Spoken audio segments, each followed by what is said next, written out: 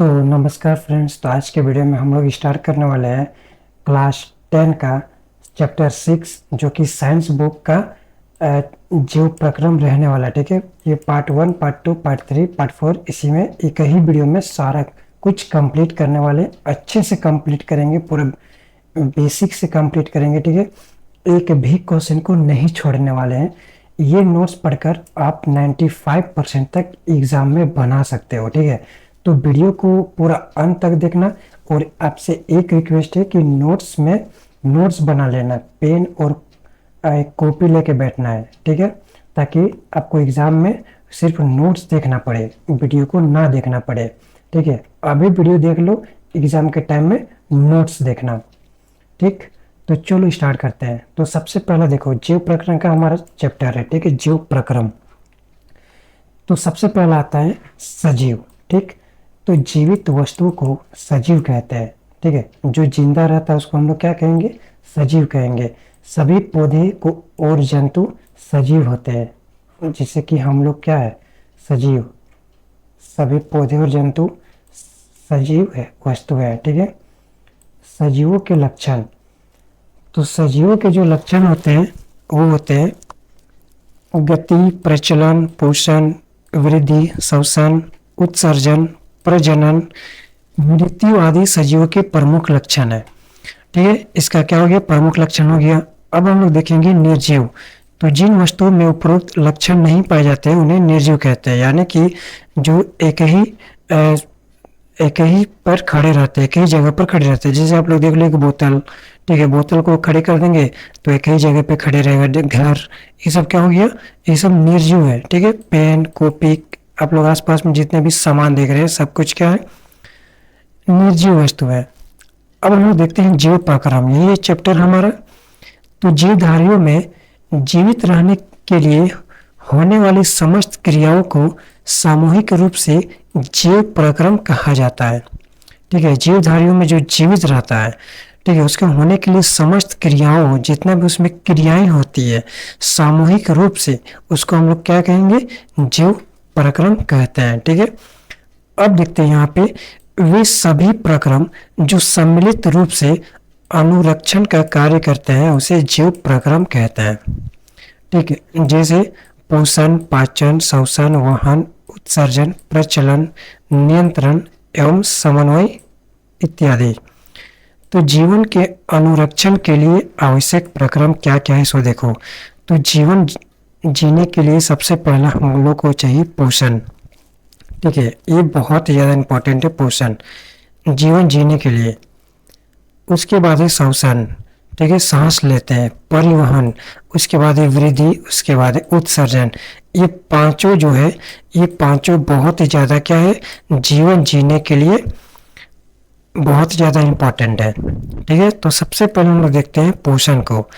तो जीव शरीर को वृद्धि एवं विकास के लिए विभिन्न पोषकों जैसे कार्बोहाइड्रेट, प्रोटीन, वसा, विटामिन एवं खनिजों की आवश्यकता होती है।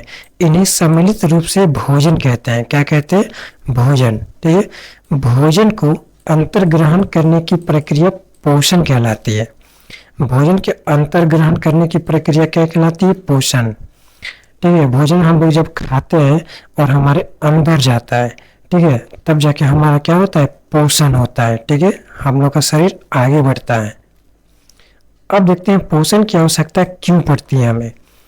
तो शरीर में क्रम की स्थिति के अनुरक्षण तथा ऊर्जा प्राप्ति के लिए होती है। ठीक है, यदि हमारा भोजन यानी कि पोषण अच्छे से नहीं होगा तो शरीर में कोई भी क्रम नहीं होगा। ठीक है, कोई भी जितने भी बॉडी पार्ट से बढ़ेगा नहीं। ठीक है, और ऊर्जा की प्राप्ति नहीं होगा, हमें ताकत भी नहीं मिलेगी। ठीक है, इसलिए हम लोगों को पोषण बहुत ज़्यादा क्या इम्पोर्टेंट है। अब देखते हैं यहाँ पे सजीव अपना भोजन कैसे प्राप्त करते हैं, यानी कि हम लोग जो है अपना भोजन कैसे प्राप्त करते हैं वो चीज़ देखते हैं। ठीक, तो सभी जीवधारी अपना भोजन समान प्रकार से प्राप्त नहीं करते, यानी कि एक ही प्रकार के प्राप्त नहीं करते, अलग अलग प्रकार से प्राप्त करते हैं भोजन। ठीक है, जैसे हम लोग खेती करके प्राप्त करते हैं, पेड़ पौधे सूर्य का रोशनी से प्राप्त करते हैं। ठीक है, ऐसा होता है। अर्थात इनमें भोजन प्राप्त करने की विभिन्न विधियां पाई जाती है। ठीक है, भोजन प्राप्त करने की विधि के आधार पर जीवधारियों को दो समूह में वर्गीकृत किया जा सकता है। तो कौन कौन से समूह है सो देखते हैं। तो सबसे पहला समूह आ जाता है स्वपोषी। तो ये जीव अकार्बनिक स्रोतों से कार्बन डाइऑक्साइड तथा जल ग्रहण करके कार्बनिक खाद्य बनाते हैं, जैसे कि सभी हरे पौधे और कुछ जीवाणु। ठीक है, तो आगे समझ में कि हरे पौधे यानी कि पेड़ पौधे जो है वो अपना भोजन कैसे प्राप्त करते हैं, कार्बन डाइऑक्साइड और जल और सूर्य के प्रकाश से। ठीक है, अब हम लोग देखते हैं विषमपोषी। तो ये जीव जटिल कार्बनिक पदार्थों को ग्रहण करते हैं, जिनके विघटन के लिए जीव उत्प्रेरकों एंजाइमों की आवश्यकता होती है, जैसे जंतु एवं कवक। ठीक है, आगे समझ में। अब हम लोग देखते हैं स्वपोषी पोषण। तो यह पोषण की वह विधि है जिसमें जीवधारी सरल अकार्बनिक पदार्थों से जटिल अकार्बनिक पदार्थों का निर्माण स्वयं करते हैं। सभी हरे पौधे तथा कुछ जीवाणु इसी विधि से पोषण प्राप्त करते हैं। इनमें कार्बन तथा ऊर्जा की आवश्यकताएं प्रकाश संश्लेषण द्वारा पूरी होती है। ठीक है, अब हम लोग यहाँ पे देखते हैं प्रकाश संश्लेषण। तो ये बहुत ही ज़्यादा इम्पोर्टेंट है, प्रकाश संश्लेषण को ध्यान से समझना। ठीक है, और वीडियो को एक लाइक कर देना। तो देखो, इस प्रक्रिया में हरे पौधे पर्णहरित की सहायता से, पर्णहरित का मतलब होता है पत्ता जो हरा रहता है। ठीक है, पौधे का जो पत्ता हरा रहता है, सूर्य के प्रकाश की उपस्थिति में मृदा से जल, मृदा का मतलब हो गया मिट्टी से जल तथा वायु से CO2 यानी कि कार्बन डाइऑक्साइड ग्रहण करके शर्करा कार्बोहाइड्रेट का निर्माण करते हैं। ठीक है, साथ ही ऑक्सीजन उत्पाद के रूप में भी मुक्त करते हैं। तो देखो यहाँ पे CO2 प्लस 12H2O, सूर्य का प्रकाश पर्णहरित, तो यहाँ से आ गया ग्लूकोज। ठीक है, ये प्राप्त हो जाता है। अब हम लोग यहाँ पे देखते हैं प्रकाश संश्लेषण की प्रक्रिया निम्नलिखित 3 चरणों में पूर्ण होती है। तो कौन कौन सी में पूर्ण होती है सो देखते हैं। क्लोरोफिल द्वारा प्रकाश ऊर्जा को अवशोषित करना, प्रकाश ऊर्जा को रासायनिक ऊर्जा में रूपांतरित करना तथा जल अणुओं के हाइड्रोजन तथा ऑक्सीजन में अवघटन। तीसरा पॉइंट क्या है, कार्बन डाइऑक्साइड का कार्बोहाइड्रेट में अपचयन। ठीक है, ये जो सब है प्रकाश संश्लेषण की प्रक्रिया है, 3 प्रकार की थी। ठीक है, अब हम लोग देखते हैं रंध्र। तो रंध्र जो है बहुत ज़्यादा क्या इंपॉर्टेंट है, एग्जाम के दृष्टि से इंपॉर्टेंट है। ठीक है, तो इसको देखो, पौधों के हरे भागों की बाह्य त्वचा में असंख्य सूक्ष्म छिद्र उपस्थित होते हैं। यानी कि जो पौधा हरे भाग का बाह्य त्वचा रहता है, ठीक है, पौधे का, वो बहुत ही ज़्यादा है, असंख्य, मतलब कि उसको गिनती कर ही नहीं सकते, उतना ज़्यादा सूक्ष्म छिद्र, यानी कि ऐसा छिद्र जिसमें कि हम लोग अपनी आंखों से देख ही नहीं सकते, उसमें रहते हैं। ठीक है, हरे पौधे में, जिन्हें रंध्र कहते हैं, उसको हम लोग क्या कहेंगे, रंध्र कहेंगे। ठीक है, प्रकाश संश्लेषण की क्रिया के लिए गैसों का अधिकांश आदान प्रदान इन्हीं रंध्रों के द्वारा होता है। और जो प्रकाश संश्लेषण होता है और गैसों का अधिकांश आदान प्रदान इन्हीं छोटे छोटे छिद्रों के द्वारा किया जाता है, यानी कि होता है।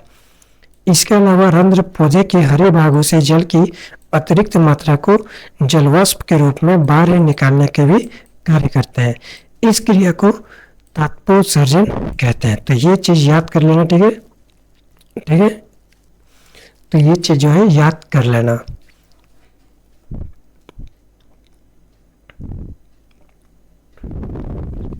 अब हम लोग देखते हैं यहाँ पे वाष्पोत्सर्जन तथा गैसों का आदान प्रदान रंध्रों के खुलने एवं बंद होने पर निर्भर करता है। यदि रंध्र बंद होते हैं तो वाष्पोत्सर्जन एवं गैस विनिमय रुक जाता है। ठीक है, यदि मान लो कि वो पत्ता में छिद्र था, अगर वो छिद्र बंद हो जाता है तो क्या हो जाएगा, वाष्पोत्सर्जन नहीं हो पाएगा।